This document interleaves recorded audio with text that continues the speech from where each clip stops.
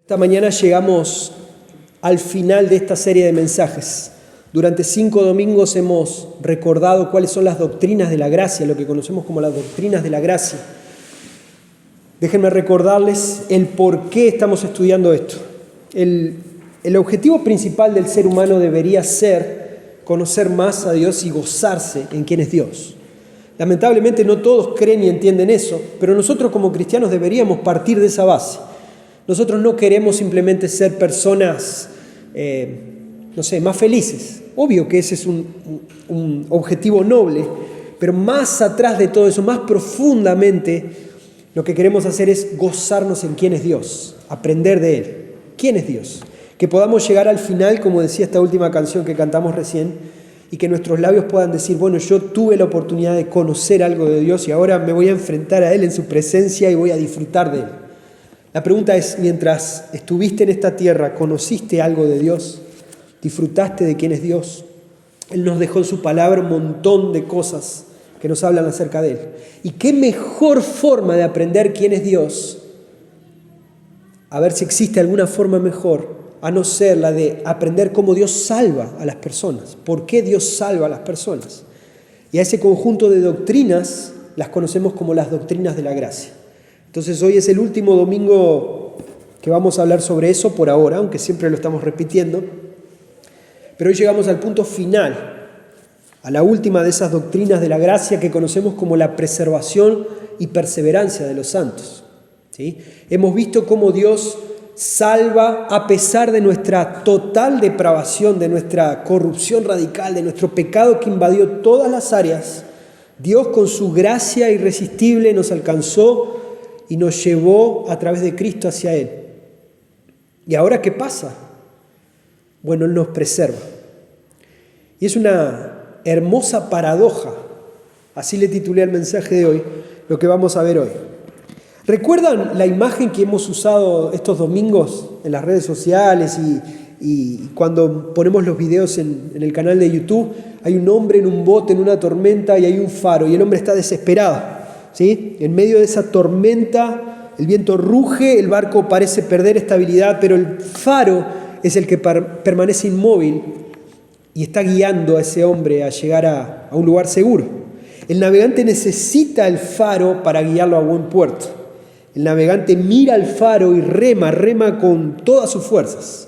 El faro es el que guía, pero ese hombre que está ahí está remando.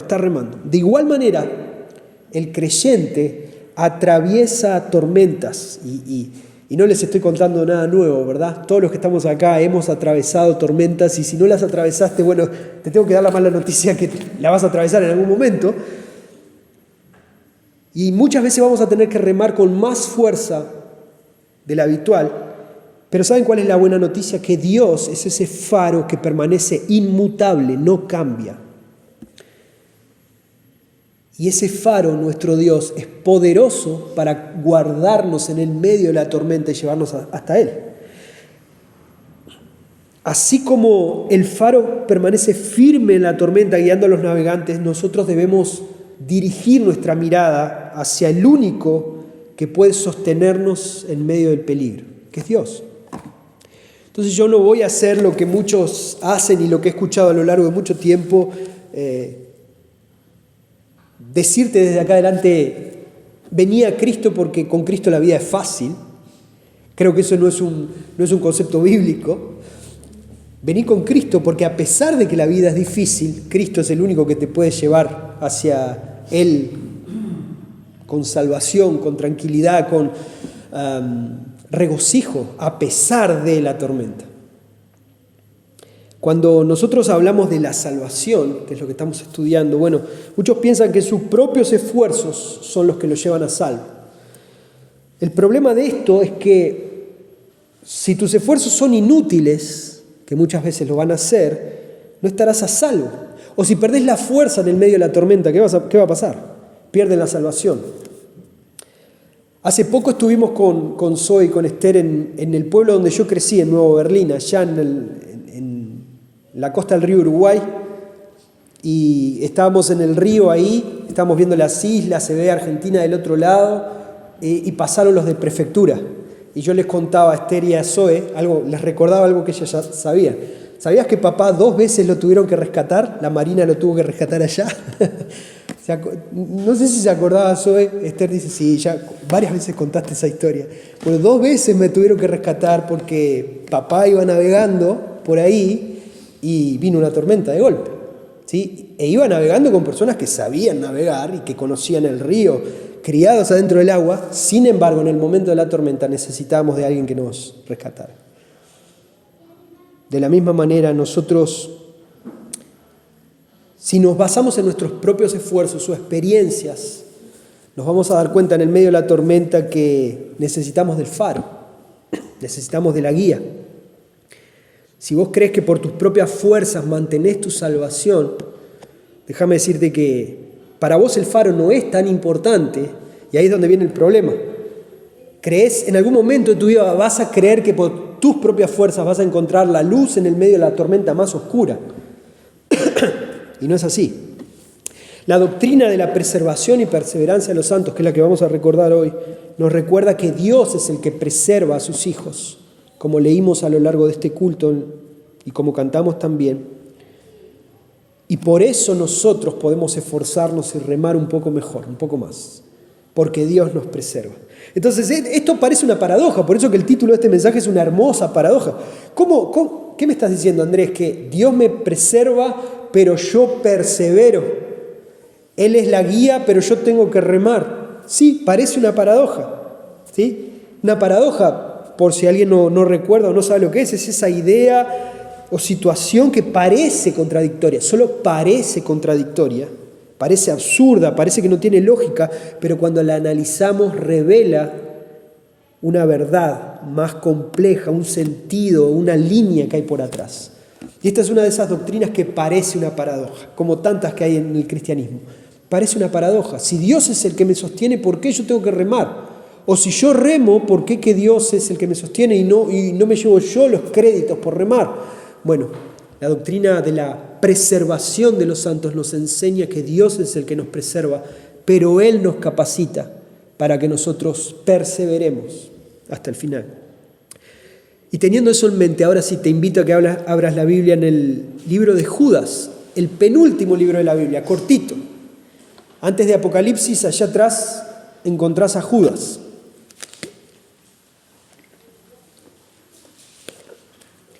Y si hay alguien que está pensando ahora, ¿cómo? ¿Judas? Al único que conozco era el tipo malo, el villano de la historia. Bueno, había más de un Judas, ¿ok? Este Judas es el hermano de Jesús y hermano de Santiago también, que escribió otra de las epístolas en la Biblia. El Señor Jesús tuvo hermanos también, María y José siguieron teniendo hijos, y 2 de sus hijos, e hijas también. Hay textos bíblicos que nos recuerdan eso.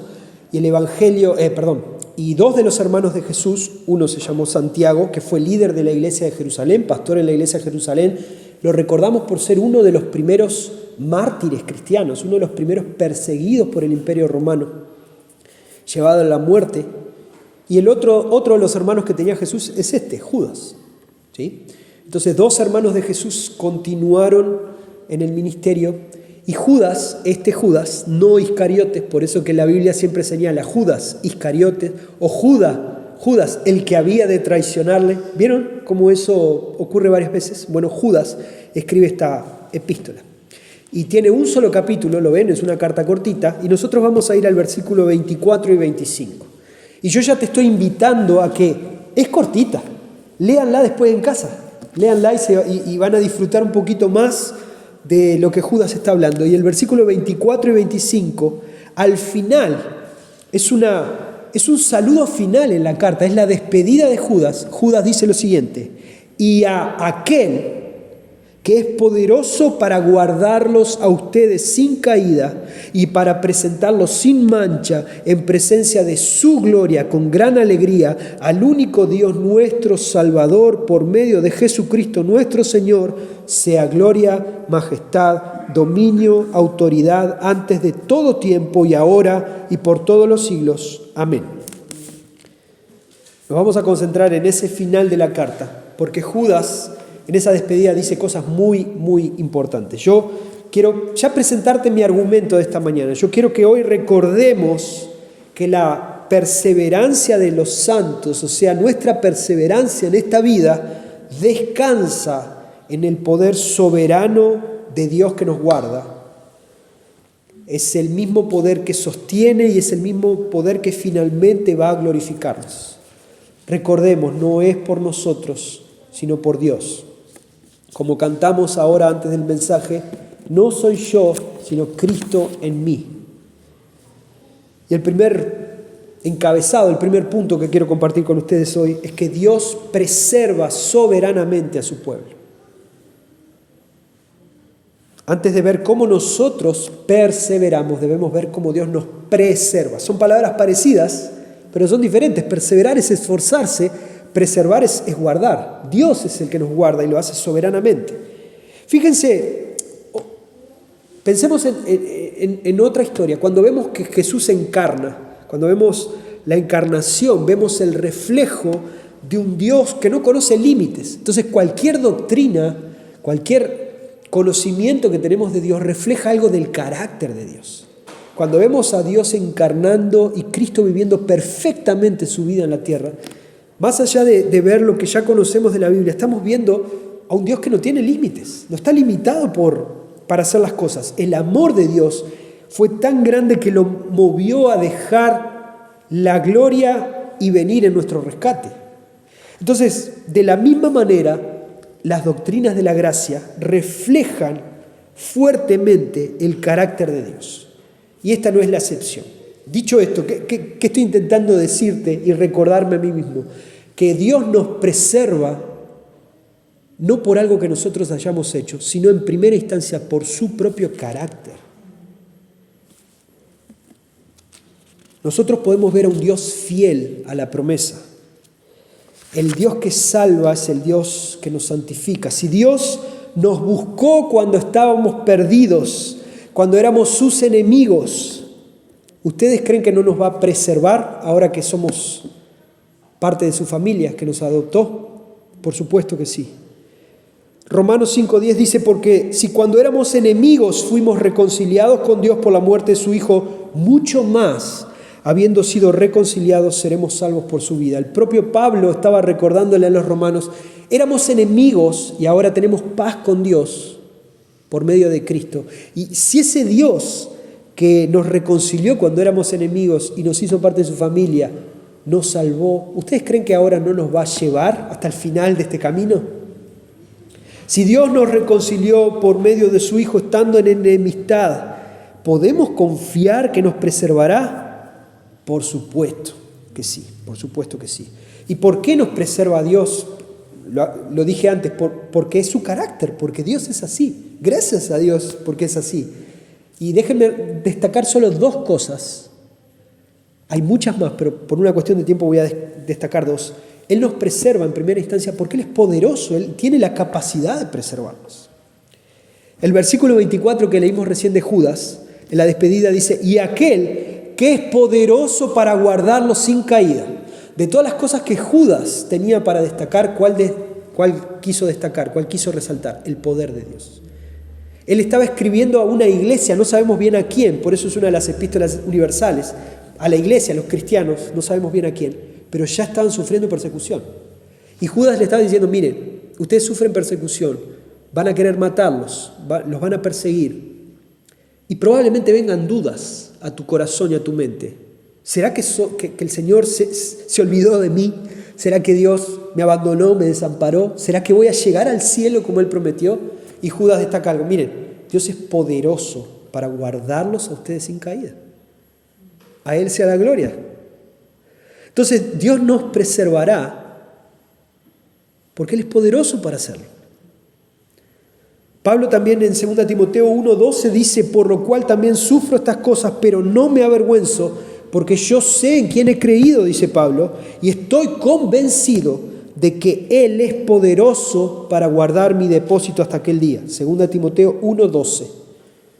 2 Timoteo 1:12. Pablo, otro apóstol, reconoce lo mismo. Yo no me avergüenzo de lo que hago, porque sé que Dios es poderoso para guardarme hasta aquel día. Y el texto, uno de los textos que leímos esta mañana mientras cantábamos, Juan 10, 27 y 29, durante estos domingos lo hemos leído no sé cuántas veces, es uno de los textos bases de este mes para nosotros. Jesús dice: mis ovejas oyen mi voz, yo las conozco y me siguen. Yo les doy vida eterna y, atención, jamás perecerán y nadie las arrebatará de mi mano. Mi Padre que me las dio es mayor que todos y nadie las puede arrebatar de la mano del Padre. Jesús está diciendo, con otras palabras, nadie las arrebata porque mi Padre y yo somos poderosos para sostenerlas. ¿Bien? Juan 10, 27 al 29. Mis ovejas oyen mi voz, yo las conozco, me siguen, les doy vida eterna, jamás perecerán porque no hay poder sobre la tierra que las pueda arrebatar de mi mano. Hermano, si tú conoces al Señor, si tú eres salvo, tranquilo, nadie te puede arrebatar de la mano del Señor. Y si tú todavía no conoces a Dios de la forma en que Dios quiere ser conocido, si tú todavía no entregaste tu vida al Señor, piensa en lo siguiente: estás fuera de la mano de Dios. Necesitas estar en su mano. Necesitas arrepentirte y confesar que Cristo es el único y suficiente Señor y Salvador. Entonces, Dios nos preserva porque Él es poderoso para preservarnos. Eso ya debería traer tranquilidad a nuestro corazón. No hay ninguna tormenta, circunstancia, dolor, angustia que pueda quitarte de la mano de Dios que te salvó. Pero además, lo otro que quiero destacar es que Dios nos preserva porque Él es fiel y misericordioso. No solo es poderoso, sino que es fiel y misericordioso. Y todos los atributos de Dios son perfectos todo el tiempo. Entonces Dios es poderosamente fiel, poderosamente misericordioso. Comenzamos esta reunión leyendo Isaías 54:10, que dice así: porque los montes serán quitados, las colinas temblarán, pero mi misericordia no se apartará de ti. El pacto de mi paz no será quebrantado, dice el Señor que tiene compasión de ti. Su misericordia no se apartará de nosotros, su pacto no será quebrado, porque Él tiene compasión de nosotros. Dios prometió que Él nos iba a llevar con Él. Él prometió, Cristo cuando ascendió a los cielos, que iba a enviar un consolador, al Espíritu Santo, y que Él nos iba a volver a buscar. Él lo prometió. Y no es como las promesas que nosotros hacemos, que son fáciles de quebrar. Aunque tengamos muchas ganas, hay cosas que no podemos cumplir. Dios no es así. Él es fiel y nunca va a quebrar su promesa. Y a mí lo que me llama mucho la atención de este texto, me encanta el texto de Isaías 54, porque dice: porque los montes serán quitados y las colinas temblarán. ¿Acaso hay algo más firme que los montes y colinas? Nosotros vivimos en un pueblo rodeado de cerros. ¿A quién se le va a ocurrir que mañana nos levantemos, el cerro Artigas se haya movido de lugar, el cerro del Verdume esté allá en el Arequita y el Arequita esté acá a la vuelta? Es imposible. Bueno, Dios está diciendo: aunque se muevan todos los cerros y las colinas tiemblen, yo no dejo de ser misericordioso. Mi misericordia y mi fidelidad y mi compasión son más fuertes que cualquier montaña. ¿Hay algo más fuerte, más firme que los montes y la colina? Sí, la promesa fiel de Dios es más fuerte que los montes y la colina. Y esa promesa dice que vos vas a llegar al final. Él te va a preservar. Entonces no temas. Él es el faro a que debemos apuntar. Nosotros somos sus hijos y Dios mira con ojos de compasión a cada uno de ellos. Esa compasión hace que Dios preserve el pacto que hizo con nosotros, un pacto de paz, un pacto eterno. Romanos 5:1 dice: justificados pues por la fe tenemos paz para con Dios. Éramos enemigos, por la justificación, por la muerte de Cristo, el Señor Dios nos declara justo por los méritos de Cristo, por lo que hizo Jesús en la cruz por nosotros. Y ahora tenemos paz con Dios y somos adoptados en su familia. No es que mañana Dios se va a levantar de mal humor como hacemos nosotros y va a decir: ¿sabes qué? Ya no quiero que sean parte de mi familia. Todos para afuera. No, Dios es fiel. Él nos dio paz, podemos vivir en paz con Él y un día vamos a estar con Él, como también leímos hoy de mañana en Apocalipsis. Un día vamos a estar diciéndole santo, santo, santo, digno delante de Él. Él lo prometió y un día vamos a ir ahí. Como su misericordia no se apartará de mí, mis pecados, los que voy a seguir cometiendo porque no soy perfecto, mis pecados van a seguir siendo perdonados. Siempre y cuando me acerque a Él con arrepentimiento sincero, porque cada vez que voy a su trono voy a encontrar misericordia. Y ya te voy adelantando, esto no es un permiso que Dios nos está dando para pecar, sino simplemente es un recordatorio a que somos sus hijos y que debemos luchar. Ahora sí tenemos la capacidad para luchar contra el pecado. Como dice Juan en Primera de Juan, hijitos míos, no pequen, no pequen. Pero si alguno peca, porque Juan sabe que íbamos a pecar, tranquilo, tenemos un abogado que es Cristo, entregado en propiciación por nuestros pecados. Si confesamos nuestros pecados, si vamos en arrepentimiento al Señor, encontramos misericordia en su trono. Dios prometió no apartar este atributo de aquellos que somos sus hijos. Primera de Pedro 1, del 3 al 5, dice lo mismo: bendito sea el Dios y Padre de nuestro Señor Jesucristo, quien según su gran misericordia nos ha hecho nacer de nuevo a una esperanza viva mediante la resurrección de Jesucristo de entre los muertos, para obtener una herencia incorruptible, inmaculada, que no se marchitará, reservada para ustedes en el cielo. Pedro está diciendo, todo lo que vamos a obtener cuando estemos con el Señor, todo lo que vamos a conseguir vivir mientras estemos acá con Él, es por su misericordia. Entonces, pensando en lo que estamos hablando hoy, ¿de verdad podemos creer que Dios es poderoso, misericordioso, pero yo voy a perder la salvación por alguna cosa que haga? El Señor nos preserva. Pablo escribe sobre esto también en Romanos 8, que estuvimos estudiando en los estudios bíblicos hace un par de jueves atrás. Estoy convencido de que ni la muerte, ni la vida, ni principados, ni ángeles, ni lo presente, ni lo porvenir, ni los poderes, ni lo alto, ni lo profundo, ni ninguna otra cosa creada nos podrá separar del amor de Dios que es en Cristo Jesús, Señor nuestro. Entonces, el Dios que hoy sostiene a sus santos, que hoy sostiene a su iglesia, que hoy sostiene a sus hijos, es el mismo que un día nos presentará perfectos delante de su gloria.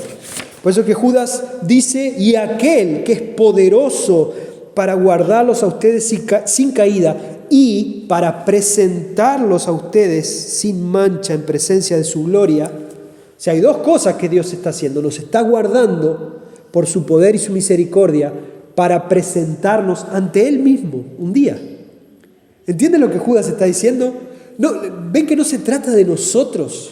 Qué bueno que soy, qué lindo que soy, qué importante que soy, que Dios me salvó. No. Dios está salvando personas y lo ha hecho. Miles de millones de personas que Dios ha salvado y las ha guardado por su poder y misericordia para presentarlas un día sin mancha delante de Él, para rendirle honor y gloria. Y ese es mi segundo encabezado esta mañana. Dios presentará gloriosos a sus hijos delante de Él.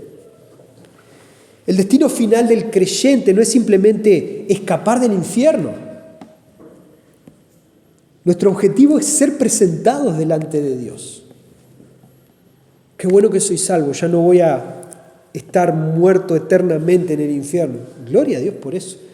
Pero hay algo más, y más lindo y más importante, que vas a estar presente delante de Dios.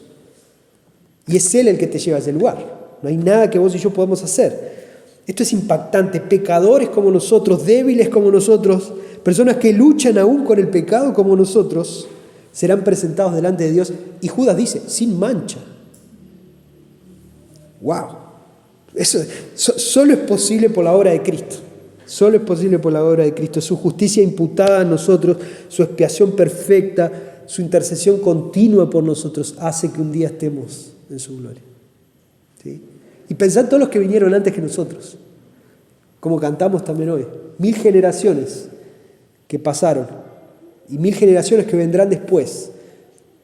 Llegaremos allá por la obra perfecta de Cristo.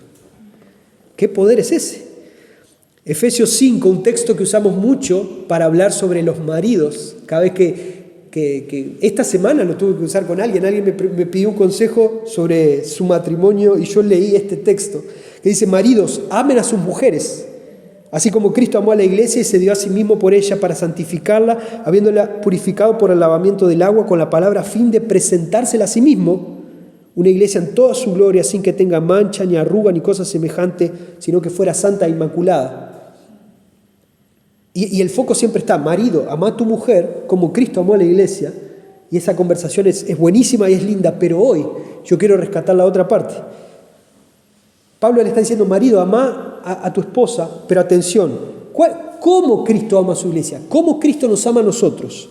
Dice que nos ama dando su vida por nosotros con un objetivo: para santificarnos, para purificarnos, a fin de presentársela a sí mismo. Es similar a lo que Judas está diciendo acá. O sea que cuando Cristo murió por vos y por mí, cuando Cristo nos salvó, cuando Cristo nos purifica y nos limpia de todo pecado, perdona nuestros pecados, eso tiene un objetivo: llevarnos hacia Él y que un día estemos con Él allá en la gloria. Una iglesia en toda su gloria, dice Pablo, sin que tenga mancha, ni arruga, ni cosa semejante. Pablo también, escribiéndole a los Colosenses, en el capítulo 1, versículo 22, dice: sin embargo, ahora Dios los ha reconciliado en Cristo en su cuerpo de carne mediante su muerte, a fin de, o sea, con el propósito de presentarlos santos, sin mancha e irreprensibles delante de Él. Tenemos a Judas, tenemos a Pablo escribiéndole a los Efesios, tenemos a Pablo escribiéndole a los Colosenses, que nos recuerdan que el trabajo que Cristo está haciendo en nosotros es porque Él nos va a presentar delante de Él mismo y delante del Padre, perfectos y sin mancha. Por eso que Él nos está preservando. Dios nos preserva por su poder, por su misericordia, por su compasión, pero Dios también nos preserva para presentarnos glorioso delante de Él.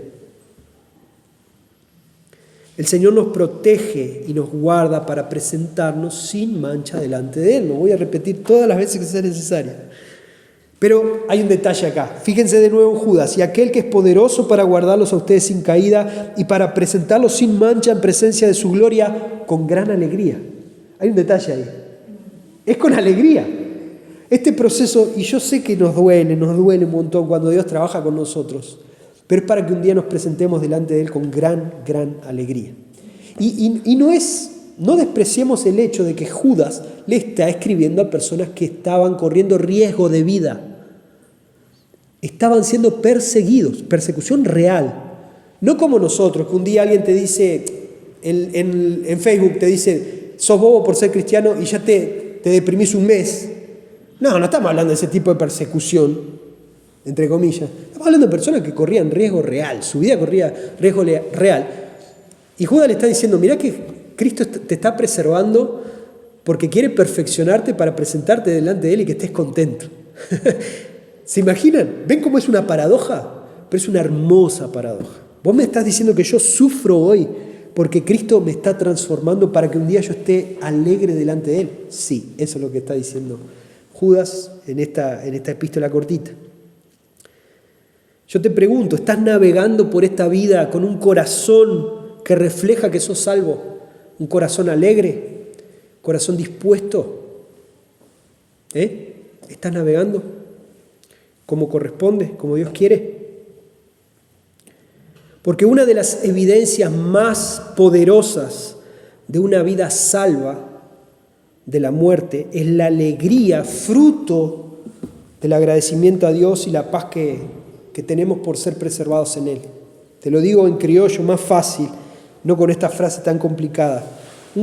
Una persona salva por Cristo refleja el gozo de esa salvación, a pesar de las circunstancias. La perseverancia de los santos no significa que los cristianos no tropiezan. Significa que nunca serán abandonados a pesar de haber tropezado. Esa es la diferencia. Entonces, cuando nosotros entendemos que toda nuestra salvación, desde el inicio hasta el final, depende de Dios, solo queda una respuesta posible: adorar a Dios. Y eso es lo que hace Judas acá. Versículo 25. Entonces, después de entender que Dios es poderoso para guardarnos y nos presenta sin mancha delante de Él y lo hace con gran alegría, que dice: al único Dios nuestro Salvador, por medio de Jesucristo nuestro Señor, sea gloria, majestad, dominio, autoridad antes de todo tiempo y ahora y por todos los siglos. Amén. Judas adora a Dios. Si Dios salva, si Dios guarda, si Dios sostiene, si Dios glorifica, entonces toda la gloria le pertenece exclusivamente a Él y no a nosotros.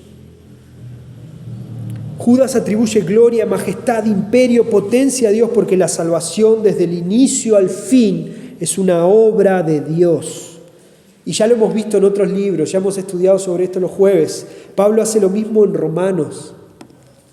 Pablo llega de Romanos 1 hasta Romanos 11 explicando la salvación y llega a Romanos 11 y canta. Dice: oh profundidad de las riquezas, del conocimiento de Dios, cuán insondables son sus caminos. No entendemos la mente de Dios, pero gracias por habernos salvado.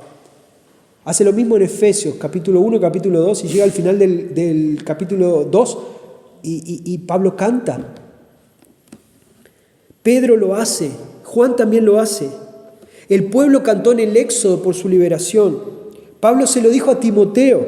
Juan lo resalta en Apocalipsis. El autor de Hebreos también lo hace. Y Judas nos recuerda una vez más que toda la gloria pertenece a nuestro Dios, que es el que nos guarda hasta el final.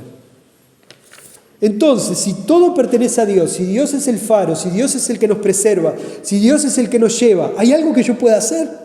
¿Hay algo que no puedo hacer? Obvio que no puedo hacer nada por la salvación. Sin embargo, acá viene la paradoja. Dios me pide que haga alguna cosa, pero no para ser salvo o para perder la salvación, sino que el creyente ahora debe perseverar, debe esforzarse. ¿Vamos a obedecer perfectamente? No, por supuesto que no somos perfectos, pero sí tenemos un corazón que ahora puede obedecer honestamente a Dios. Pensalo así: vos antes te levantabas y no te importaba Dios. Vos ahora te podés levantar y decís: voy a orar, quiero estar con mi Señor, quiero aprender qué es lo que dice. Eso ya es una demostración de que tu corazón es diferente. Dios te dio un corazón nuevo. Bueno, entonces ahora, ¿qué vas a hacer con ese corazón?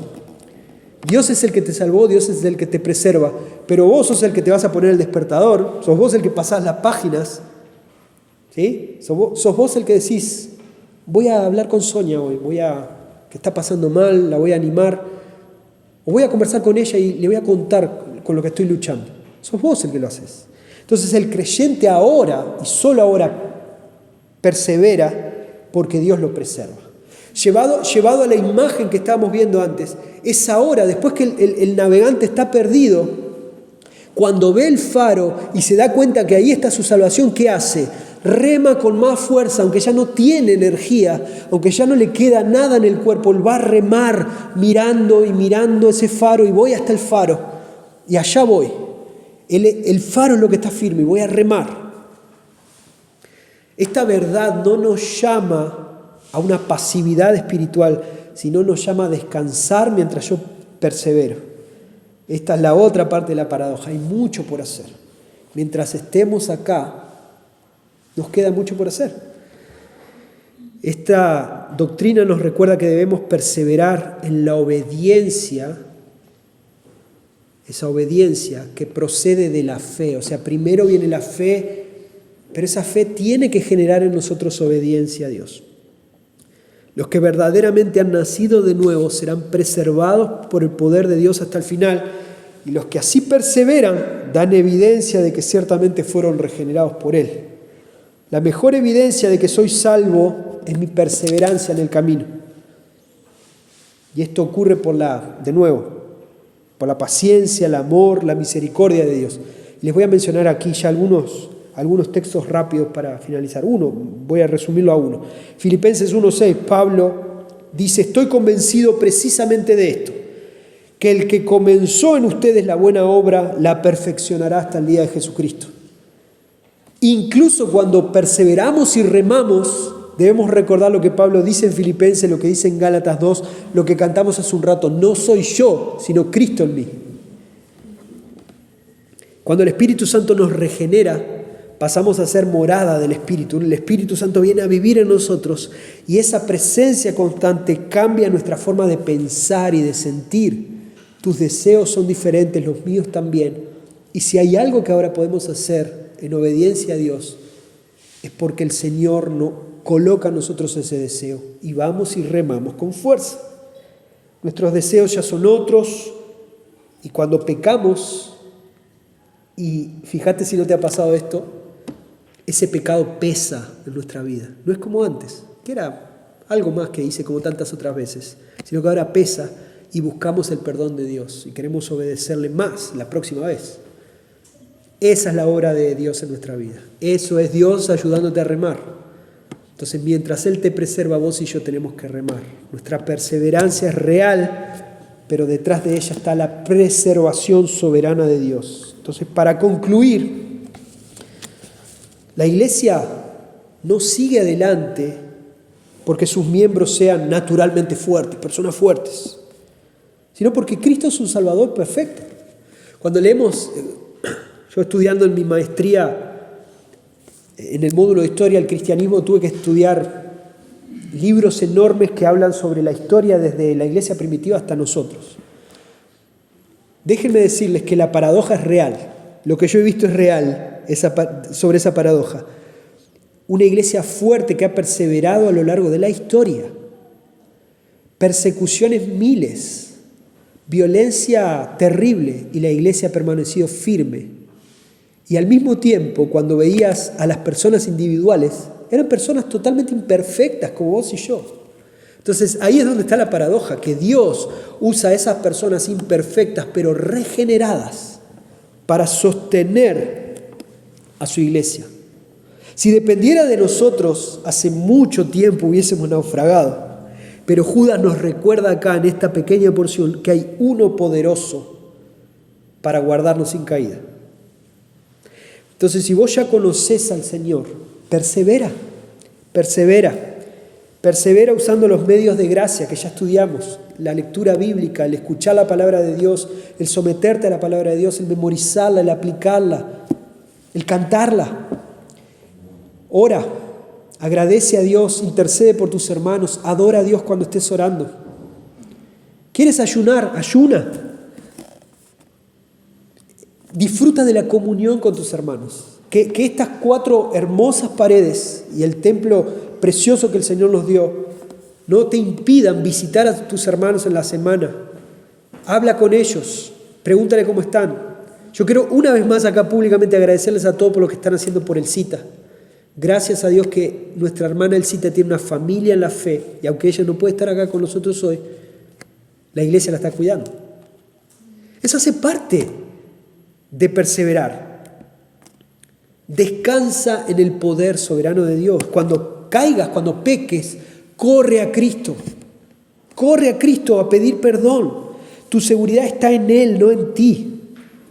Y si vos sos un creyente que hoy está luchando, que hoy está remando fuerte, que parece que no va a salir, quiero recordarte que este texto no está minimizando tus luchas. Este texto asume tus luchas. Y te recuerda y me recuerda a mí que nuestra esperanza no está en nuestra fuerza, no está en nuestra disciplina, no está ni siquiera en nuestra estabilidad emocional. Nuestra esperanza es que Dios es poderoso para guardarnos y llevarnos hasta Él.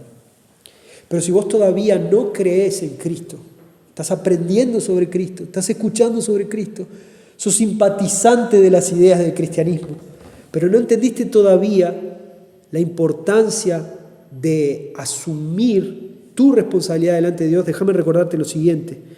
Esta seguridad eterna no pertenece a todos.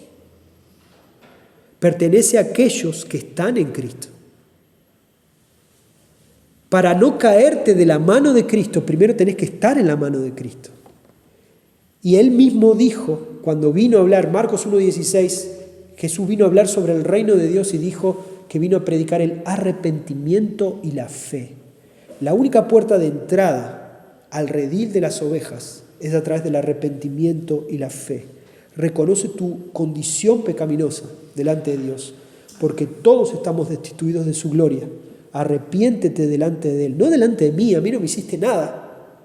Y entiende que Dios, esto es nuestra condición delante de Dios. Yo soy mejor que Él es mejor que yo. No estamos comparándonos entre nosotros. lo que la Escritura dice es que todos delante de Dios estamos en falta. Necesitamos arrepentirnos y Dios con brazos generosos, amorosos y misericordiosos nos recibe si creemos que Cristo es el único camino al Padre. No basta con asistir a la iglesia, no basta con conocer esta doctrina, no basta ni siquiera con parecer cristiano. Debes venir a Cristo en arrepentimiento y fe. Esa es la única llegada a la mano de Dios. Y una vez que estés en la mano de Dios, recuerda que nada ni nadie te puede quitar de ahí. Al final de esta serie de 5 mensajes, debemos recordar que nosotros no miramos al hombre. Nosotros miramos al firme faro de la gracia de Dios. Porque desde antes de la fundación del mundo, como dice Pablo en Efesios, hasta la eternidad futura, como dice Juan en Apocalipsis, toda la salvación ha sido sostenida por las manos soberanas del Señor. Oremos.